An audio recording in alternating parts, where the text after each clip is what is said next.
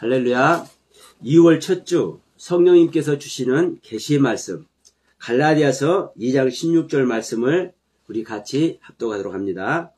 사람이 의롭게 되는 것은 율법의 행위로 말미암음이 아니요 오직 예수 그리스도를 믿음으로 말미암는 줄을 알므로 우리도 그리스도 예수를 믿나니 이는 우리가 율법의 행위로서가 아니고 그리스도를 믿음으로써 의롭담을 얻으려 함이라. 율법의 행위로서는 의롭담을 얻을 육체가 없느니라. 아멘. 오늘 말씀이 율법의 행위로서 구원 얻을 육체가 있다 없다? 네, 구원 얻을 육체가 없다. 그런데 이 시간 주시는 말씀의 제목이 율법의 행위로 얻는 구원. 율법의 행위로 얻는 구원이 무엇인지를 말씀을 드리고자 하는 겁니다. 그러면 지금 정반대의 말씀을 제가 드리고 있죠. 성경 말씀은 우리는 예수를 믿음으로 말미암아 구원을 얻는 것이지 율법의 행위로서는 구원을 얻지 못한다고 성경은 얘기를 하고 있어요. 로마서 3장 20절 말씀도 동일한 말씀이죠. 그런데 율법의 행위로는 구원 얻을 육체가 없고 오직 예수를 믿음으로만 구원을 얻는 것인데 저는 이 시간 설교 제목이 뭐라고요? 율법의 행위로 얻는 구원. 다시 말하면 우리가 구원은 율법의 행위로 얻는 거야. 이 말씀을 제가 드리는 거예요. 그러면 정반대 말씀이죠. 그런데 왜 갈라디아서 2장 16절 말씀, 로마서 3장 20절 말씀이 율법으로는 구원 얻을 육체가 없다라는 이걸 꼭 집어서 말씀하는 이 말씀을 하면서 굳이 율법의 행위로 구원을 얻는 것이라고 제가 이 시간 말씀을 드리냐면 왜 그러겠어요? 사실 이 말씀이 율법의 행위로 우리가 구원 얻는 거야? 이것을 말하고 있는 겁니다. 이해 안 되시죠? 이 영상 보시는 분도 이해 안 되시죠? 그러나 끝까지 들어보시면 여러분 무릎을 치실 겁니다. 그리고 성경에 분명히 이 말씀 드려볼게요. 율법의 행위로는 구원 얻지 못한다고 기록된 말씀이 많을까? 율법의 행위로 우리가 다 율법의 행위로 구원받는 거야. 이렇게 기록된 말씀이 많을까? 어떻게 생각하세요, 성경에? 율법의 행위로 구원받는다고 기록된 말씀 보신 적 있습니까? 네? 율법의 행위로 구원 얻는다는 말씀 본 적 있어요? 없는 것 같아요. 없죠. 없는데 율법의 행위로는 구원받을 수 없는 것이 우리들의 모습이야. 그래서 율법은 죄를 깨닫게만 하는 거야 라고 로마서 3장 20절에 기록해놨잖아요. 우리가 율법의 행위로는 절대로 구원받지 못한다니까. 다만 율법의 행위는 뭘 하기만 해? 우리가 죄인인 것을 깨닫게만 하는 거야. 이걸 기록을 해놨어. 꼭 집어서. 그런데 저는 여러분들께 감히 말씀드립니다. 성경 전체는 율법의 행위로 구원 얻는 것을 말씀을 하고 있습니다. 큰일 났네. 2단 나왔습니다, 이제. 어디 성경 전체에 율법 행위로 구원 얻는다는 소리를 하고 있느냐. 자, 먼저 이 말씀 한번 드려볼게요. 이제 어느 목사님이 이제 하나님의 비밀이 그리스도에 대해서 이제 계속 장문의 글을 올려요. 그러면서 이제 어떤 말씀을 드리냐면 구약은 회개하고 돌아오라는 말씀을 계속 하고 있다. 예? 회개하고 돌아오라는 말씀을 계속 하고 있다. 그러니까 회개하고 하나님께 돌아가는 자가 구원이야. 근데 신약에서는 뭐라고 얘기를 해요? 믿음으로 구원을 얻는다고 얘기를 해. 신약에서 믿음으로 구원 얻는다. 그러니까 구약은 하나님을 믿으라고 한 그 언약 자체가 없어. 자, 구약 성경 전체에 하나님을 믿으라는 그 언약의 약속이 없다고요. 신약에서는 전부 다 예수를 믿으라고 하죠. 하나님을 믿으라고 얘기하죠. 그러니까 신약은 믿으라고 얘기를 해. 예? 믿으라고 얘기를 해. 구약은 믿으라는 말이 없어. 회개하고 돌아오라는 말이 있지. 그렇죠? 여러분 엄청난 얘기 하는 겁니다, 오늘. 그러니까 회개하고 돌아가면, 하나님께 돌아가면 구원이야. 그리고 하나님을 믿으라! 라고 기록되지는 않았어. 그럼 저는 여기서 이렇게 말씀을 드려볼게요.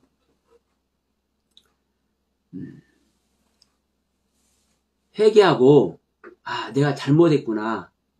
내가 하나님을 잘못 믿고 있구나. 내가 율법의 행위가 잘못됐구나. 이것을 회개하고 하나님께 돌아가잖아요.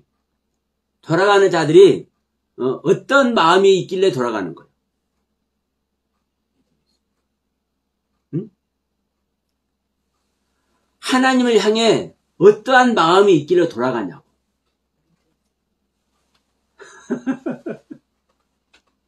잘 생각해 보세요. 하나님을 믿었으면 기쁜 마음으로 돌아가야지. 그러니까 돌아가는 자들이 회개하고 하나님께 돌아가는 자들, 그러니까 성경은 계속 얘기하는 거예요.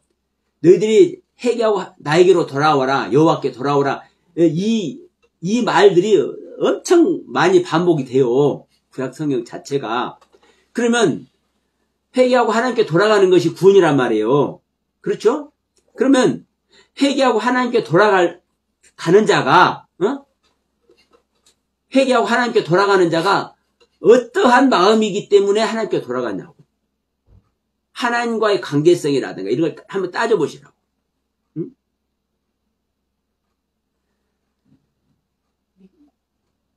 믿고 맡길 수 있으니까. 바로 나오죠. 새로 태어나면. 아니, 하나님을 안 믿는데, 하나님의 약속을 안 믿는데, 하나님께 나를 구원해줄 약속을 안 믿는데 하나님께 돌아가요? 예? 그러면 하나님을 믿으라 이렇게 기록은 안 돼 있지만,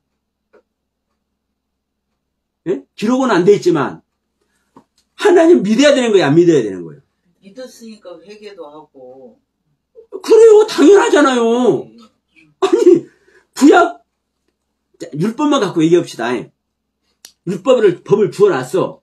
그러면 이 율법을 지키면 구원 얻는 것이 뭐예요? 하나님의 약속이요. 근데 이것을 안 믿으면 이걸 안 믿으면 약속 지켜야 안 지켜요? 율법 지켜야 안 지켜요?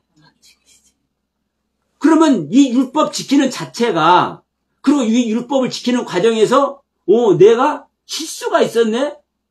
내가 이거 잘못 생각했었네? 내가 다시 하나님의 가르친 율법대로 다시 돌아가야 되겠네? 이렇게 하는 자체가 율법에 대한 믿음이에요. 아니에요? 율법에 대한 믿음 자체가 하나님에 대한 믿음 아니에요? 그럼 믿음이라는 소리가 없으니까 믿음이 없는 거예요? 오늘날 우리가 다 이렇게 성경을 보고 있고 이러한 관점으로 우리가 하나님의 말씀을 대하고 있는 거예요. 왜 그래요? 내 안에 하나님께서 주시는 가르침의 세계가 실제로 없기 때문에 그렇습니다.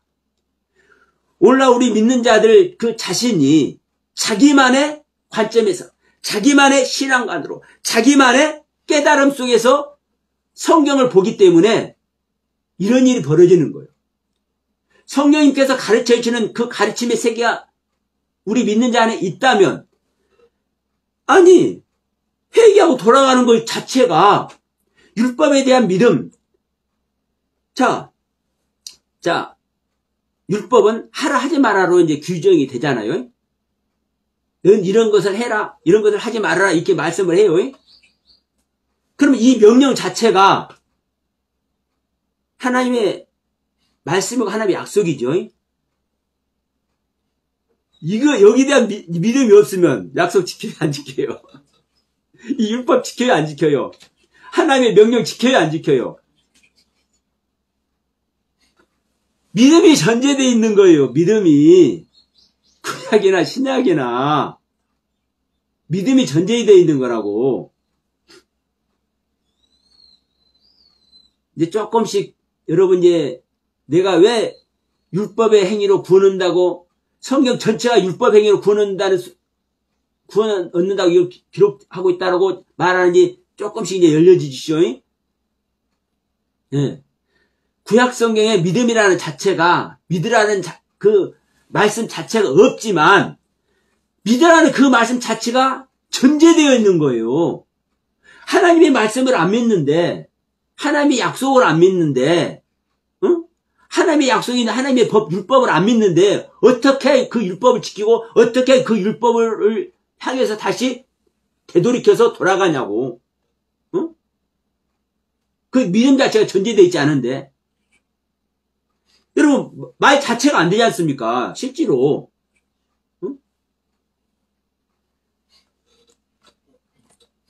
그런데 왜 신약에 와서 굳이 예수님께서 믿음을 강조하셨을까? 네? 왜 믿음을 강조하셨을까? 생각해 본 적 있으십니까?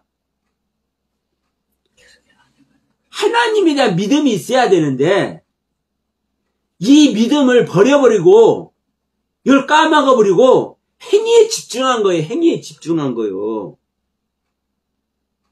하나님과 마음을 나누는 믿음의 세계가 퇴색돼 버리고 행위에 집중돼 버린 거예요. 행위에. 이 행위를 말하고 있는 겁니다.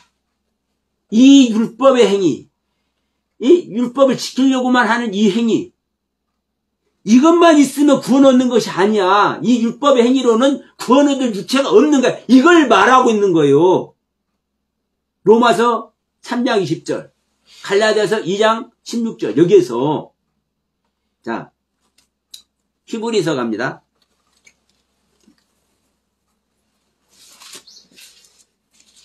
지난번에도 우리 봤어요. 히브리서 9장 13절 말씀. 361쪽입니다. 신약성경 361쪽.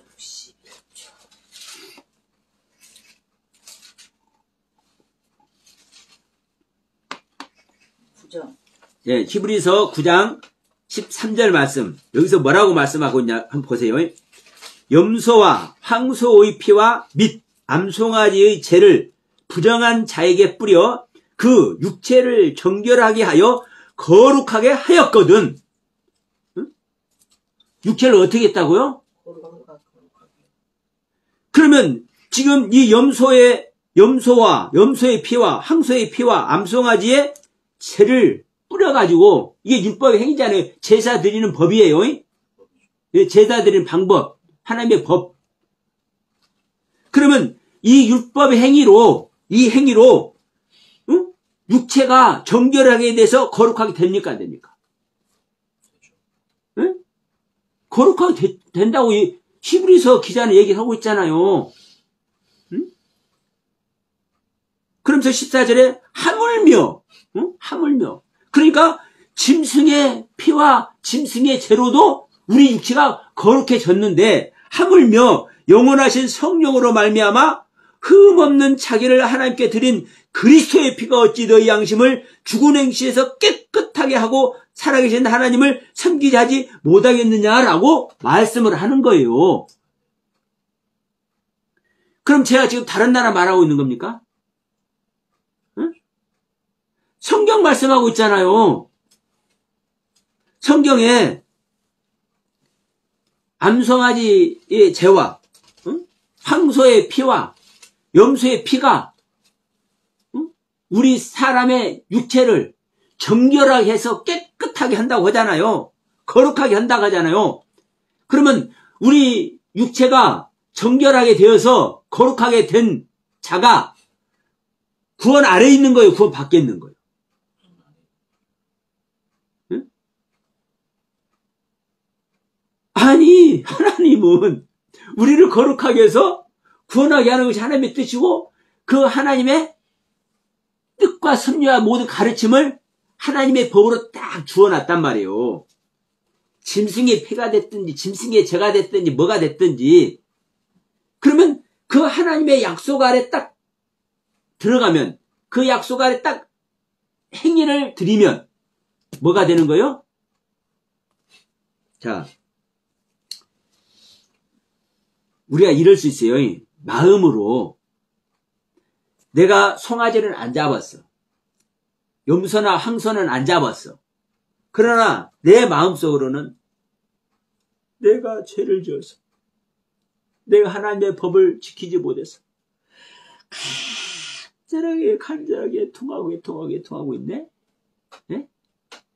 이제 하나님이 구원할까요, 안 할까요? 사실은 하는 겁니다. 사실 하는 거예요. 그런데 지금 그 이스라엘 사람들이 출애굽해서 공동체 생활을 하고 있잖아요. 응? 이스라엘 사람들이 지금 공동체 생활을 하고 있잖아요. 그러면 공동체 생활을 하고 있는 가운데 누구는 사람을 죽였는데, 누구는 도둑질을 했는데, 누구는 안식일을 어겼는데, 누구는 이웃의 것을 탐했는데, 응? 그 죄가 낱낱이 드러나 있는데 왜 저자는 구원하고, 응? 왜 다른 사람은 그냥 구원 안 하고 죽여버리는 거야? 마음속으로 진짜 회개 안 하고 있는 사람은 하나님께서 죽이시는 거죠. 죽이시는 거요. 하나님의 법 밖에 있는 자는 죽이신다고요. 근데 하나님의 법을 어기긴 했는데 내가 그게 막 뭐라고 할까, 내가 하나님의 법 어긴 것에 너무너무 속상하고 너무너무 죄송스러워서 너무너무 송구스러워서 막 내 가슴을 찢고 있어. 이제 하나님께서 저는 살린다고 일단 보는 거예요.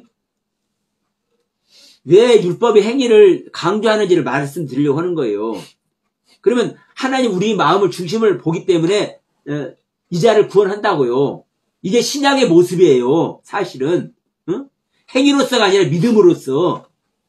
그럼 믿음으로써 내 마음을 찢어서 막 하나님께 죄송스럽고 명계가 어찌할 줄 모르고 있고 주여 주여 하고 있는데, 골방에 가서 기도를 하고 있는데 하나님께서 이거 구원 안 해요? 구원의 은혜를 베푸신다고요, 하나님은.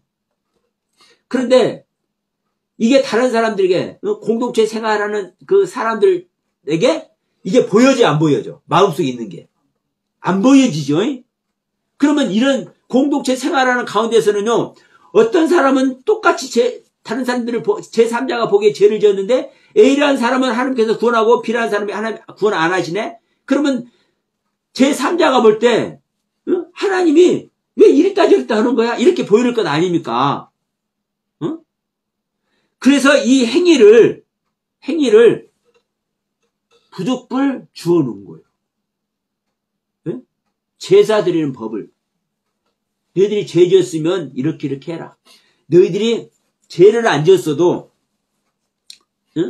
나와 가까이 하고 싶어서, 하나님을 만나고 싶어서, 하나님께 가까이 다가오고 싶어서 너희들이 마음을 드리고 있다면은 그것도 너희들이 짐승을 들여서 제사를 드려봐.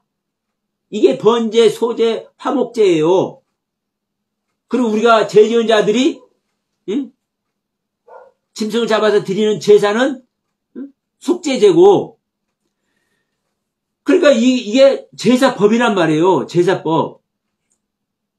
그러면 하나님은 하나님을 만나고 싶고 하나님께 진정한 가르침을 받고 싶어서 하나님께 다가가고 싶어서 선제적으로 드리는 이 제사를 드리고 있는 사람도 짐승을 드리고, 또 내가 죄를 지어가지고 실제로 죄를 용서함 받기 위해서 하나님께 제사를 드리는 것도 짐승을 잡아서 드리는 죄고, 그러니까 하나님은 이걸 구별을 두었어. 하나님을 만나고 싶어서 선제적으로 드리는 제사는 어떻게 드려라? 너희들이 죄 지은 다음에 나에게 죄를 용서함 받기 위해서 죄를 나에게 제사를 드리려고 하느냐? 그러면 너희들은 죄진 너희들은 이렇게 제사를 드려라? 이게 제사법이에요. 달라. 어? 그러면 하나님께서는요. 그래서 이 제사 드리는 방법 어떻게 행동하는지를 우리들에게 주어놨어요. 주어놨어. 그런데 이 행동 자체가 사실은 무엇이 전제되어 있는 거예요? 믿음이 전제되어 있는 거예요. 하나님을 믿는 믿음. 하나님께서 우리들에게, 우리 인간들에게 하나님의 법을 주어가지고 너희들은 이렇게 행하고 이렇게 너희들은 종에 대한 법, 임자가, 임자는 종을 거느리는 것이 임자잖아요? 그러면 임자에게는 종을 거느리는 대신, 종을 부리는 대신 어떤 책임이 있는지, 임자에 대한 책임법, 일반 사회 도덕법, 폭행하는 자는 어떤 법을, 어떤 법이 폭행하는 자에게 해당되고, 이런 모든 인간의 삶 속에 일어나는 모든 법을 하나님께서 기록을 해서 우리 인간들에게 주어놨단 말이에요. 이게 하나님의 법이에요. 그래서 하나님은 어떻게 하든지 간에 우리 인간들을 구원하려고. 이 말씀은 여러분 들어볼게요. 우리가 예수께 물어봤잖아요. 몇 번까지 용서를 해야 될까요? 누가 물어봤어요? 네. 베드로가 이제 물어봤어요. 몇 번이나 우리가 용서를 해야 될까요? 그러니까 7번이라도 용서를 해야 되겠습니까? 그러니까 야, 아니 그게 아니고 7번이 아니라 7번씩 70번이라도 용서를 해라. 네? 사실은 무한대입니다. 이 7이라는 숫자의 의미가. 그러면 구약성경에 너 인간들은 참 징글징글해. 10번 죄 지은 놈 그 다음부터 아웃이야. 죄도 안 받아줘. 이런 조항이 있어요? 없어. 7번씩이 아니라 7번, 70번이라도 평생 얼마나 많은 제사를 드리겠어요? 죄 지을 때가 하면? 그럴 때만 우리 인간은요, 죄를 지으면 무조건 심판이라고요. 구원 받기요. 하나님과 함께 할 수 없어. 지옥행이요. 그런데도 불구하고 평생 가면서 계속 제사 드리네.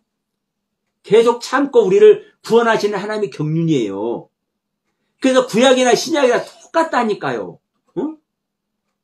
하나님의 구원의 경륜은요, 똑같아요. 그래서 이 모든 것이, 이 하나님의 모든 구원에 관한 이 가르침이 뭐가 전제되어 있는 거예요? 믿음이 전제되어 있는 거예요. 믿음이. 네?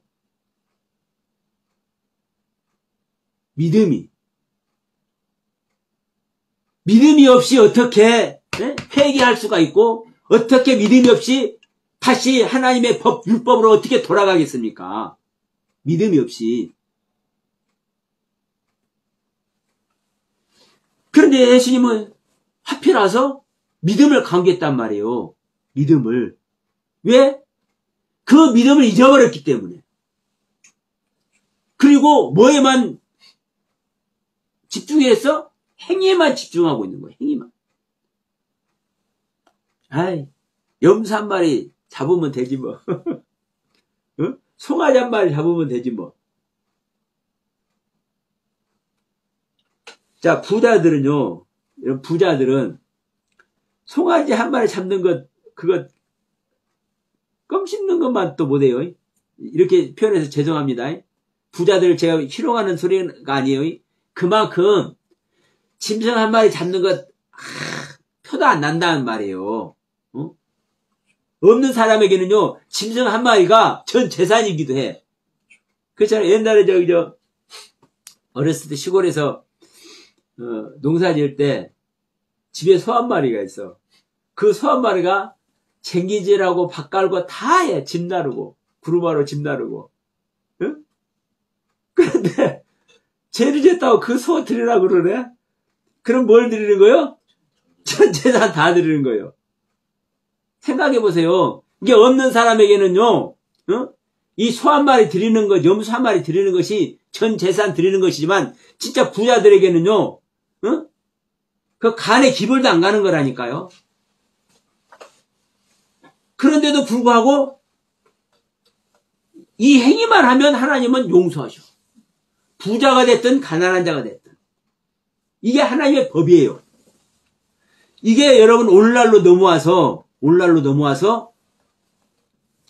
믿음의 행위를 얘기를 하는 거예요. 야고보가 행위를 강조하죠. 야고보는 누굽니까? 예수의 동생이잖아요. 예수의 동생인데, 이 야고보는 예수의 동생인데 초대교회 예루살렘 교회의 수장이었어요. 베드로가 예루살렘 교회 수장이 아니라, 왜? 자기들도 알아. 처음에는 예수님을 따라다니는 제자들이 많은 것을 깨달음을 얻고 있겠지만, 부활한 다음에, 성령이 온 다음에는 주님의 제자들이 깨달음이 많겠습니까? 예수와 함께 30년 동안 같이 산 예수의 동생들이 깨달음이 많겠습니까? 말하면 잔소리죠. 예수는 청년 때서부터 남달랐대. 12살에 제사장들하고 성경을 논하잖아요. 예수는 12살에 꼬마 시절에. 그러면 그 어린 시절에서부터 30년 동안 야고보는 예수님과 같이 생활을 해왔어. 그러면 예수님의 일거수일투족을 쫙 깨고 있잖아요. 그러면 그때 그 모습이 아버지의 어떤 경륜이 이게 쫙 올 거 아니에요. 성령 받은 다음에는 예수의 모든 것을 깨달아 알 것이니까 성령이 오시면. 그래서 오순절 성령 받은 다음에는요, 야고보는요, 어마어마한 경지가 이르가 버린 거예요. 그래서 얼마나 자기 죄를 회개하고 뉘우치며 무릎 꿇고 회개하며 그랬던지 이 낙타무릎이라는 별명이 있잖아요. 야고보에게는요, 예수 동생 야고보 선지자에게는 낙타무릎이라는 별명을 가지고 있어요. 얼마나 그 무릎 꿇고 정말 하나님과 30년 동안 동고동락했잖아요. 나중에 알고 보니까 예수님이 하나님이니까, 아니 내가 하나님과 같이 컸는데 그걸 몰랐잖아요. 이제 그걸 나중에 알아버렸잖아요. 그러면 예수의 그 모든 행위, 잘하면서 행동한 그 행동 자체가 세상의 생명의 활동이고 이 모든 것이 하나님의 가르침이고 이게 쫙 올 것 아닙니까? 그렇기 때문에 주님의 12제자도 그걸 아는 거예요. 같은 성령 받은 상태에서. 그러니까 예루살렘 교회 수장을 누구 시키는 거예요? 야고보 시키는 거예요. 이 야고보 선지자가 사도 야고보가 뭘 강조를 해요? 믿음을 강조해요? 행위를 강조해요? 응? 행위를 강조잖아요. 응? 행위함 없는 믿음은 죽은 믿음이다. 응? 그러면요, 여러분 보세요. 율법이 됐든 복음이 됐든 행위가 있어야 되는 겁니까? 없어야 되는 겁니까? 또 믿음이 있어야 되는 겁니까? 없어야 되는 겁니까? 똑같은 거예요. 똑같은 거라고. 그래서 이 시간 이걸 저희가 말씀드립니다. 율법의 행위로는 구원을 얻을 육체가 없다? 있다 없다? 율법의 행위로 구원 얻는 것이다. 율법의 행위로 구원 얻는 것이다. 이것이 성경 전체를 관통하고 있는 말씀입니다. 그런데 이 율법의 행위 자체만 신경을 썼지 그 믿음의 그 행위 속에 있는 하나님과 나누는 그 교감, 믿음의 세계를 잊어버렸기 때문에 굳이 예수님께서 오셔서 믿음을 강조한 것이고 제자들도 이 믿음을 강조한 것일 뿐인 거예요. 왜? 믿음을 전제해서 행위를 해야 되는데 이 믿음을 전제하지 않고 행위만 하고 있네, 행위만. 그러니까 굳이 그것을 말하기 위해서 율법의 행위로는 구원 얻을 육체가 없느니라 이 얘기를 한 거예요. 자, 이 부분을 보세요. 히브리서에서는 오늘 말씀 딱 보세요. 히브리서에서는 히브리서 9장 13절에서 뭐라고 얘기했습니까? 염소와 황소의 피와 암송아지의 채로 부정한 자에게 뿌리면 그 부정한 자 육체가 정결하게 되어서 거룩하게 된다고 말씀을 하고 있죠. 근데 이 말씀은 누가 받는 말씀입니까? 히브리서니까 히브리인들, 이스라엘 사람들이 받는, 유대인들이 받는 말씀이에요. 근데 이들은 뭐를 알고 있어요? 율법의 행위로 구원받는 것을 알고 있단 말이에요. 율법의 행위로 구원받는 것인 것을 구구절절히 알고 있어, 유대인들은. 그러니까, 지금 이 히브리인들에게는, 유대인들에게는 이 히브리서도 바울이 썼습니다. 바울이 썼어요. 로마서, 갈라디아서도 바울이 썼습니다. 응? 자, 히브리서가 왜 바울이 썼는지 제가 더 이상 설명 안 합니다. 마지막 절에, 아멘. 히브리 사람들에게 쓰여졌다. 어디에서? 이탈리아에서. 누구에서? 디모데를 통해요. 그러면 디모데를 통해서 일하는 사람이 누구예요? 예, 바울이에요. 그러니까 히브리서가 바울 쓴 거예요. 그러면, 자, 바울은 이 유대인들이, 히브리인들이 율법의 행위로 구원하는 것인 것을 구구절절히 알고 있기 때문에 이렇게 예를 든 거예요. 이렇게. 그러면서 14절에 뭐라는 거예요? 하물며 너희들이 다 알고 있지? 응? 율법의 행위로 구원하는 거 너희들 다 알고 있지? 율법의 행위로만 하더라도 우리가 거룩하게 되는 것, 이거 하나님의 약속인 거 너희들 다 알고 있지? 그런데 하물며 영원하신 성령으로 말미암아 흠없는 자기를 하나님께 드린 그리스도의 피가, 예수님의 피가 어찌 너희 양심을 죽은 행실에서 깨끗하게 하고 살아계신 하나님을 섬기지 못하겠느냐, 이러고 14절에 이 부분을 지체하고 있는 거예요. 지체. 그럼 이 말씀이나 오늘 본문 말씀 갈라디아서 2장 16절 말씀하고 로마서 3장 20절 말씀하고 이게 똑같은 말씀인 거예요. 그런데 우리가 볼 때는, 우리 일반적으로 볼 때는 완전 다른 소리를 하잖아요. 히브리서 9장 13절에서는 율법의 행위로 육체가 정결하게 돼서 거룩하게 된다고 말씀을 하고 있는 것이고, 자, 갈라디아서 2장 16절에서는 야, 믿음으로만 우리가 구원받는 것이지 율법의 행위로는 의롭다함을 얻을 육체가 없어. 이거 반대되는 말이잖아요. 응? 그러면서 로마서 3장 20절에서는 그래, 육체로는 우리가 구원 얻을 육체가 없다니까. 다만 율법은 우리들의 죄를, 우리가 죄인인 것을 깨닫게만 하는 거야. 이걸 얘기를 하고 있어요. 이걸. 근데 이 로마서 3장 20절 말씀이나 갈라디아서 2장 16절 말씀이나 히브리서 9장 13절 말씀이 같은 말씀이라니까. 같은 말씀. 네? 여러분 보세요. 바울이 어떤 사람이었습니까? 바울이 히브리인 중에 히브리인요. 베냐민 지파요. 율법으로는 율법으로는 흠이 없는 자로라. 그러면 율법을 누구보다 잘하는 것이 가말리엘 문화에서 수학한 이 바울이 율법으로는 누구보다도 정통한 사람이에요. 율법으로는 누구보다도 정통해. 그러면 이 바울이 율법의 행위로 구원은 못한다고 생각하는 거 진짜로? 이것이 전제되어 있는 거예요. 전제되어 있는 거예요.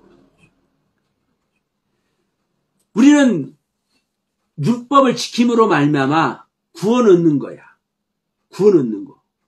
근데 명심하실 것은 율법, 하나님의 율법, 하나님의 법을 지키는 것이 믿음 없이 지킬 수가 있습니까? 없습니까?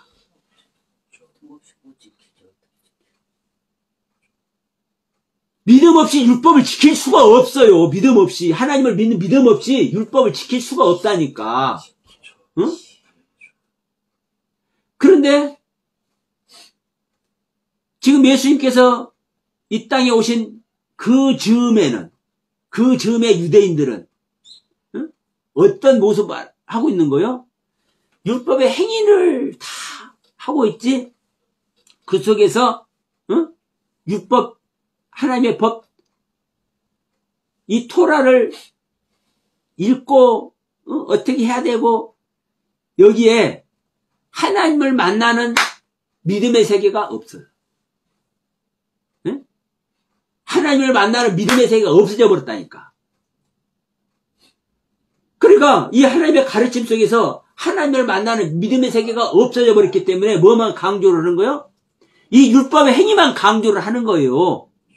이것을 바울 사도는 꼭 집어가지고 우리가 믿음 잊어버렸잖아. 믿음으로 구원받는 거야. 이 예수가 모든 하나님의 말씀이 육신에서 오신 것이 예수님이잖아. 이 예수님이 하나님이라니까. 이 예수님이 너희를 위해서 죽어주었잖아. 율법의 죄 속에 있는 너희들을 위해서 그냥 율법을 다 짊어지고 죽어져 버렸다니까. 율법을 완성해 버렸다니까. 이 예수 믿으면 이것이 전제될 때 우리가 구원 얻는 거야. 이걸 얘기하면서 뭔 얘기하는 거예요? 너희들이 하고 있는 그 율법의 행위로는 구원 얻을 육체가 없어. 이 소리를 하는 거거든요. 응? 지금 유대인들 너희들이 하는 이 율법의 행위로는 구원 얻을 육체가 없어. 이걸 하는 거예요. 근데 유대인들에게 이 말을 한 게 아니고 누구에게 했어요? 로마에 있는 사람들, 갈라디아에 있는 사람들. 그러면 로마나 갈라디아는 유대인들이 아니요? 거기 있는 현지인들은? 아니죠. 이방인들이에요, 이방인들. 근데 이 이방인들 속에 무엇이 다 퍼뜨려지고 있어? 율법이 퍼뜨려지고 있어. 예수를 영접하지 않은 유대인들이, 응?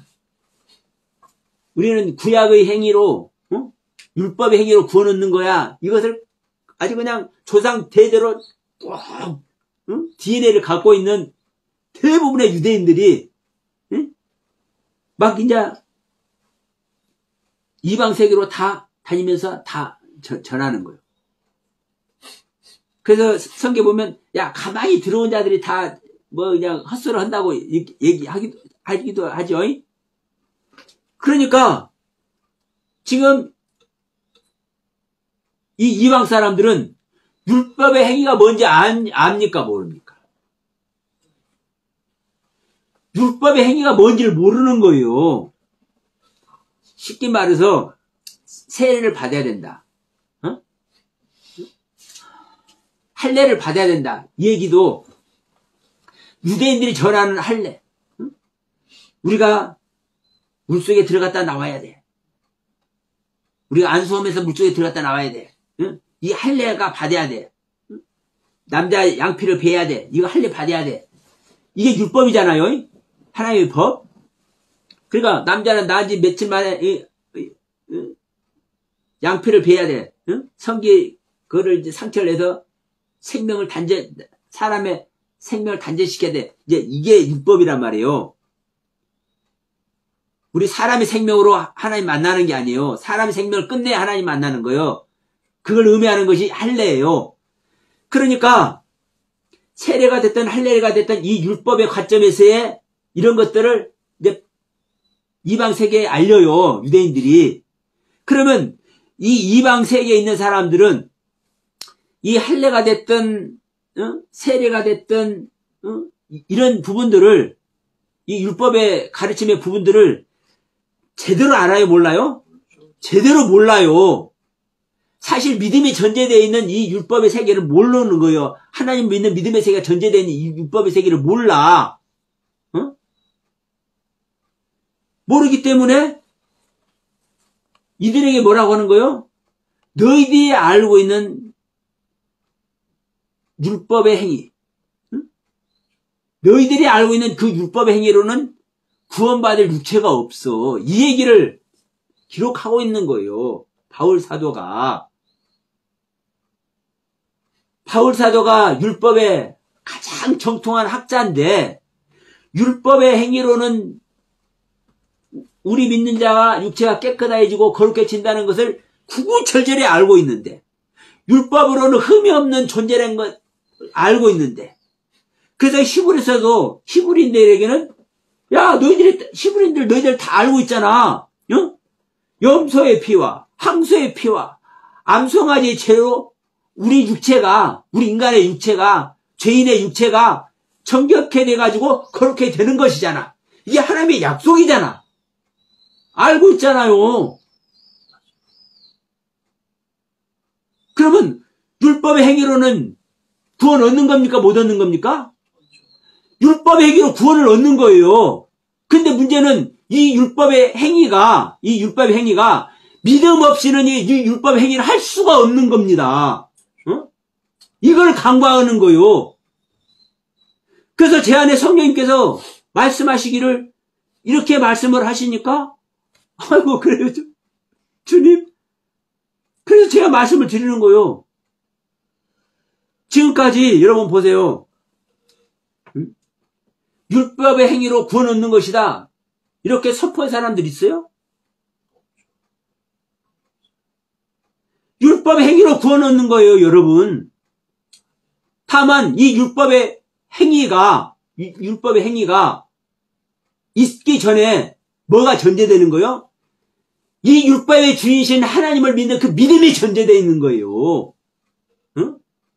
율법의 주인이신 하나님을 믿는 믿음, 그리스도를 믿는 믿음, 이 믿음이 전제되어 있는 거예요. 자, 예수님께서 오셔서 새 계명을 주셨어요. 응? 예수님께서 오셔서 새 계명을 주셨어. 새 계명을 주실 때 내가 너희들에게 새 계명을 주노니 서로 사랑하라. 내가 너희들을 사랑한 것 같이 서로 사랑해라. 이렇게 예수님께서 선포를 하십니다. 그럴 때 이거 제 말입니다. 예수님께서 이렇게 새 계명을 선포하실 때 저쪽 한쪽 구석에서 피식피식 웃고 있는 율법사들이 있었을 거예요. 왜 그랬어요? 아니, 무슨 소리를 할 거야. 그게 어떻게 새 계명이야. 액계명이지. 자, 누가복음 10장 25절 27절 말씀이죠. 율법사들이 물어봐요. 아, 선생님, 그럼 우리가 어떻게 해야 영생 있겠습니까? 그러냐? 너희들이 그럼 율법이 뭐라고 기록되어 있고 그 기록된 율법을 너는 어떻게 읽느냐라고 말할 때, 그 율법사들이 딱 얘기를 하죠. 목숨을 다해서 힘을 다해서 정성을 다해서 하나님을 사랑하고 이웃을 사랑하라고 그렇게 기록되어 있고 나는 그렇게 읽습니다. 라고 했죠. 이게 예수님께서 주신 새 계명 똑같은 거예요. 똑같은 거요. 그러니까 예수님께서 새 계명이라고 말을 하는데 진짜 새 계명이에요, 옛 계명이에요. 그러니까 유대인들은 진짜 율법학자들은, 정통한 율법학자들은 예수님께서 새 계명이라고 할 때 피식피식 웃고 있었다 이 말이에요. 좀 저희같이 재밌게 하려고 이렇게 말씀하는 거예요. 새 계명이야. 우리가 말하는 새로운 것을 내놓는 계명이 아니란 말이에요. 다만 너희들이 잊어버렸어. 믿음의 세계를 잊어버렸어. 응? 너희들이 율법을 여호와님께서 주신 율법의 세계를 너희들이 지키고 있었지? 근데 거기에 너희들이 뭘 잊어버렸어? 하나님의 사랑을 잊어버렸다니까. 하나님의 사랑을 잊어버렸어. 이 하나님의 사랑은 너희들이 서로 사랑하는 것이 전제되어 있는 거야. 어? 이 하나님의 사랑이 너희들끼리 서로 사랑하는 것이 전제되어서 그 위에 뭐가 세워진 거요? 율법, 하나님의 법, 지켜야 할 것, 지키지 말아야 될 것, 이 하나의 법의 세계가 세워진 거야. 그런데 너희들이 이 법의 세계는 다 달달달 내오고 있으면서 이 믿음의 세계, 하나님의 사랑의 세계, 너희들 모두는 하나님의 작품인데, 너희들 어느 누구 하나 빼놓지 않고 하나님께서 구원하기를 원하시는 것이 하나님의 뜻인데, 그 너희들이 서로 사랑하지 못하는 이 부분들이 빠졌잖아, 이놈들아. 그러면서 내가 세 계명을 준다고 얘기를 하는 거예요. 예수님께서. 그럼 몇 계명이나 세 계명이나 같은 거죠. 율법의 행위로 구원 얻는 거나 믿음으로 구원 얻는 거나 같은 거라니까요. 왜? 율법의 행위는 하나님을 믿는 그 율법의 주인이신 하나님을 믿는 믿음이 전제되지 않고는 절대로 율법의 행위를 하나님께서 인정해야 안 해요? 안 한다니까요. 안 해.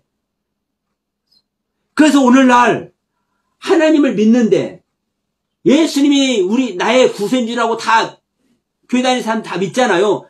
믿는데도 불구하고 뭐가 빠져버린 거예요? 율법을 지키면서 율법을 지키기 위해서 하나님을 믿는 그 믿음이 빠진 것과 똑같은 모습으로 지금 기독교인들이 이 믿음의 무엇인지를, 이 믿음의 세계를 가고 있는 거예요.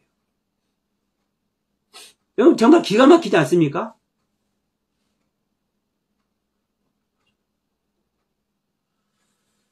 그러니까 조금 저기 하는 사람들은 초대교회 말씀으로 돌아가자. 그리고 우리가 조금 더 신세해지려고 노력하면은 뭐 율법주의로 빠지느니 어찌니 또 이런 소리를 해. 그러니까 제가 계속 말씀드리지만 우리가 아는 그 말씀을 가지고 멸망의 길 가는 겁니다. 우리가 아는, 우리 믿는 자가 자신만이 아는 말씀의 세계를, 말씀을 가지고, 깨달음을 가지고 멸망의 길을 가는 거예요. 그래서 제가 계속 강조죠. 내가 아는 말씀, 내가 깨달은 말씀으로 우리가 구원받는 것이 아니라 구원이신 그리스도의 말씀, 그 말씀이 내 안에 있느냐 이거예요. 근데 우리는 성경 읽으면서 말하면 다 하나님의 말이고 내 안에 그리스도가 있는 것으로 다 뭘 해버리고 있어요? 속고 있어. 사탄에게 속고 있어. 그러니까 이 세계가 보여지기 때문에 어떨 때는 진짜 미쳐버리거든요. 다 잘못한다고 할 수도 없고 잘못한다고 가르쳐봤자 알아듣지도 못하네. 여러분 지금 제가 드리는 이 말씀 일반적으로 말하면 알아듣겠습니까? 지금도 못 알아듣겠어. 네? 알아듣길 주의 이름으로 하늘을 축복합니다. 그러니까 분명한 것은 그렇습니다. 내가 가진 말씀의 세계가 하나님께서 우리에게 주시는 그 믿음의 세계, 하나님께서 주시는 그 하나님의 가르침의 세계를 내가 고스란히 가르침으로 갖고 있느냐 없느냐. 그 가르침으로 갖고 있지 못하면은 내 자신의 믿음, 내 자신의 깨달음은 나를 어디로 이끌고 있어요? 예, 지옥으로, 파멸로 이끌고 있는 거예요. 그래서 명심하십시오. 그리스도의 영, 성령으로만이 우리가 거듭날 수 있고 그 성령님의 그 인도하심으로만, 그 성령님의 가르침으로만이 우리가 성경도 비로소 볼 수가 있고 들을 수가 있고 배울 수가 있는 겁니다. 내가 배우려고 하고 내가 성경 연구하려고 하고 이렇게 하면은요 전부 다 어디를 향해서 가는 거예요? 사탄의 소굴로 향해서 가는 거예요. 명심하세요. 자, 이건 한 가지만 말씀드리고 마치도록 할게요. 이 성경을 해석함에 있어서 시대적 관점을 봐야 된다고 말하는 말씀을 여러분 들어보셨을 거예요. 응? 구약 성경이 됐든 신약 성경이 됐든 그 시대에 어떤 일이 있었는지 그 시대에 어떠한 그 관점으로 자 예를 들어서 세리에게 예? 많은 사람들이 저주를 보내잖아요. 그럼 오늘날로 말하면 세리들은 세무공무원이에요. 세무공무원. 근데 세무공무원이면 좋은 직장이잖아요. 근데 왜 세리들을 그렇게 저주했을까? 사람 중에도 끼지 않았을까? 그러면 그 시대상에 나타나는 세리의 모습을 봐야 이게 이해가 된단 말이에요. 그런 관점이 있기 때문에 신약 시대가 됐든 구약 시대가 됐든 그 성경을 해석하기 위해서는 그 시대적인 관점을 우리가 참고를 해야 된다. 시대적 관점으로 우리가 성경을 해석해야 된다. 이런 말을 많이 해요. 우리 목사님들 세계에서도. 근데 저는 그러면서 또 한마디 하는 게 뭐냐면 공감을 얻어야 된다. 얘기죠. 공감. 우리가 복음을 전하는 데 있어서 전하는 자와 전하는 것을 받는 자들이, 이게 전달자와 전달 받는 자들이 서로 말씀이 공감이 되어야 서로 전달하고 전달을 받잖아요.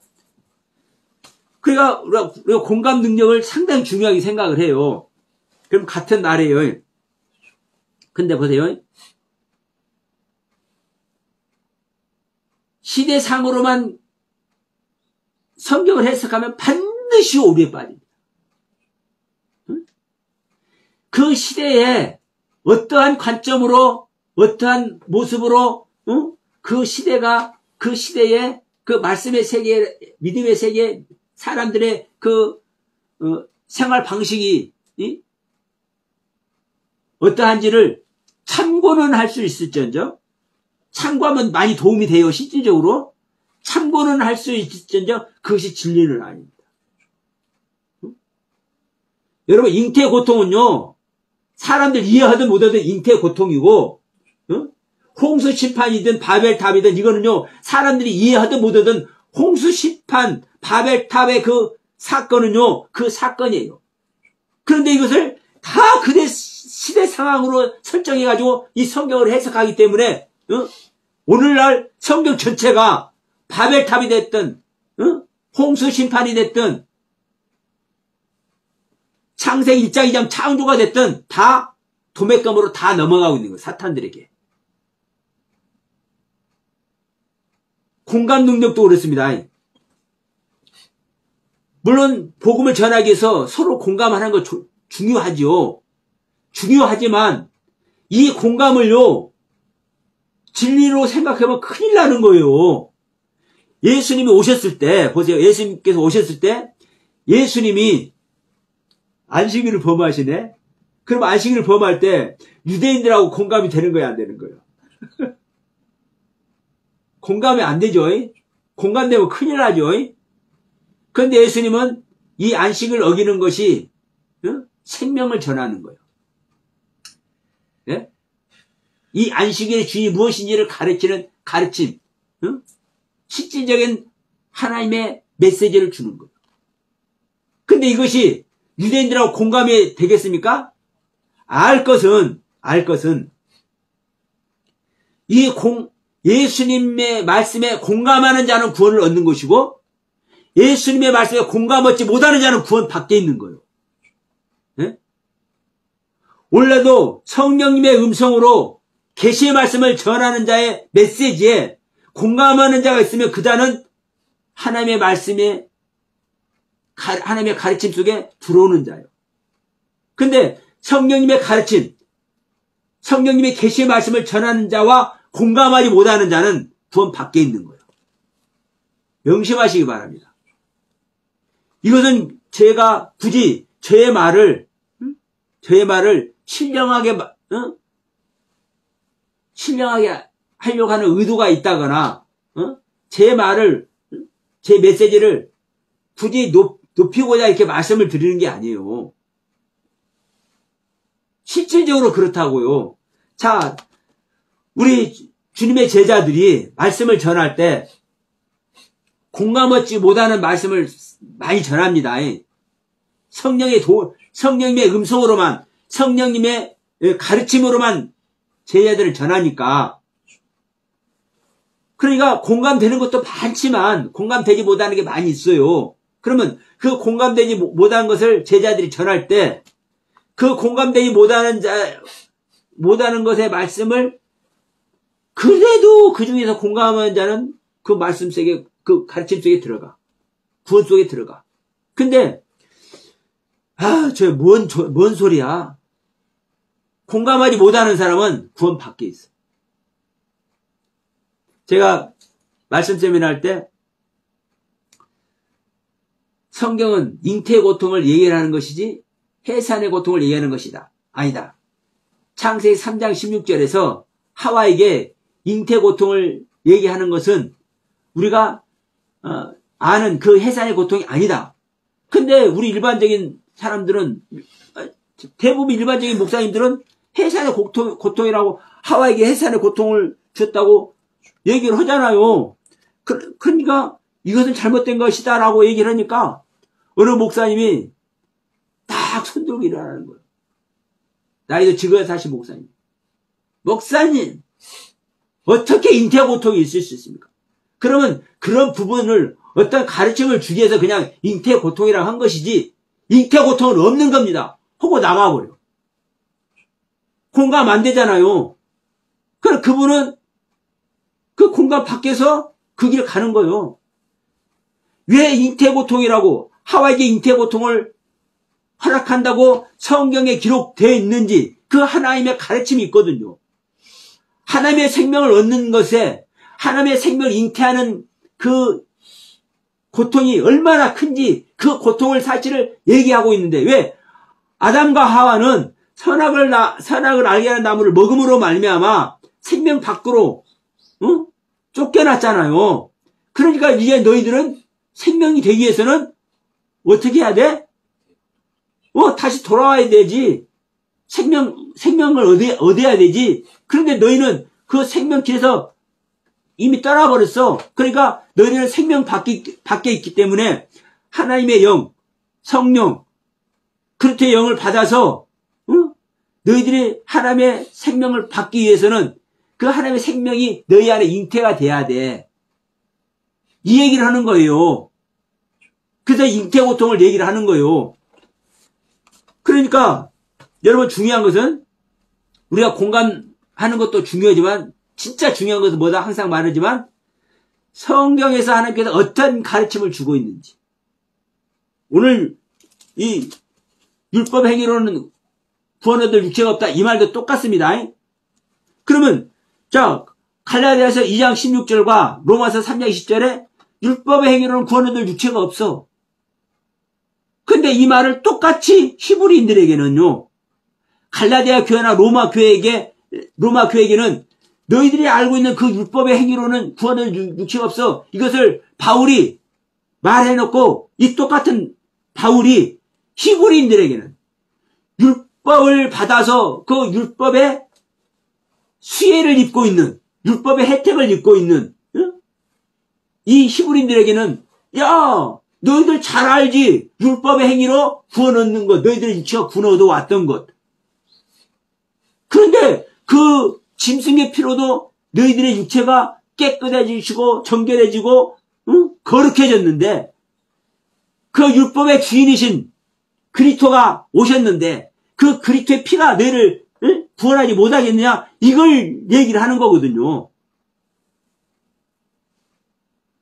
그래서 여러분, 똑같이 바울은 율법의 행위로는 구원을 얻는 것이다, 이걸 얘기를 하고 있는데, 다만 성경에는 기록되어 있지 않지만 율법의 행위는요, 율법의 행위는 율법의 주인이신 하나님을 믿는 믿음이 전제되지 않고는 절대로 율법의 행위를 할 수가 없다.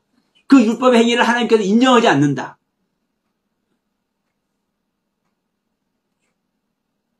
그래서 제가 말씀드린 겁니다. 로마서 3장 20절, 갈라디아 2장 16절, 율법의 행위로는 구원 얻을 육체가 없다. 이 말은 율법의 행위로는 구원 얻을 육체가 있다라는 것이 전제된 상태에서 이 말을 하고 있는 거예요. 근데 너희는 그 율법의, 너희들이 알고 있는 율법의 행위는 그 구원 못 얻는 거야. 다만 너희들 율법 행위 알고 있지? 그 안에 뭐가 있어야 되는 거야? 뭐가 있어야 되는 줄 알아? 그 율법의 주인이신 하나님을 믿는 믿음이 있어야 되는 거야. 그 율법의 주인이신 하나님을 믿는 믿음이 전제돼야 되는데 그 율법의 주인이신 그 하나님이 누구야? 예수님이야. 예수님. 이걸 말씀하고 있는 겁니다. 이거를.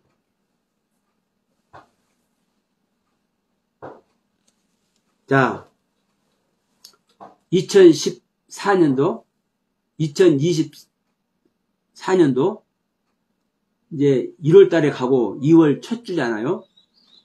이제 다음 주는 설날, 우리 민족의 명절 설날이 와요. 이것을 즈음해서 어떻게 진짜 구원 얻는지, 다시 한번 우리가 구원 얻는 이 구원의 경륜을 업그레이드 시키는 말씀을 준 줄을 믿습니다. 율법의 행위가 우리들을 구원하게 얻는 것이다. 신약에 와서 믿음을, 예수 그리스도를 믿는 믿음으로 말미암아 우리가 구원 얻잖아요. 근데 예수를 믿는 그 믿음이, 예수를 믿는 믿음이 여러분 행위가 전제되지 않고는요, 그 믿음 허상의 믿음이 되는 거예요. 다음 주에 이 말씀을 드립니다. 예수를 믿는 그 믿음에는요, 뭐가 전제돼야 되는 거요? 행위가, 우리가 어떻게 예수를 믿는지 그 행위가 전제돼야 되는 거예요. 그 행위가 전제되지 않는 믿음은 허상의 믿음이에요. 그래서 현재 기독교가 이 허상의 믿음 아래 있는 겁니다. 허상의 믿음 아래. 예수를 믿기는 믿는데 그 믿음의 실상이 다 안 돼 있어. 믿음의 실상이 안 돼 있어. 그러니까 이 말씀의 세계를 이렇게 모르기 때문에 그냥 성경 있는 것 안지를 읽어가지고 이것이 하나님의 말씀이다. 우리는 믿음으로 말미암아 구원 얻는 줄 믿습니다 하면 아멘 다 해. 율법 행위로 구원 얻는다고 얘기를 하고 있는데도 구약이나 신약이나 똑같은 계명 아래 있다고 말씀을 하고 있는데도 우리는 그 세계를 못 가. 진짜 기가 막힌 세계입니다. 자, 여러분, 성령님의 음성이, 성령님의 도우심의 음성이 여러분 속에 속히 들려지고 이 시간에도 들려지는 놀라운 은혜가 있기를 주의 이름으로 축원드립니다.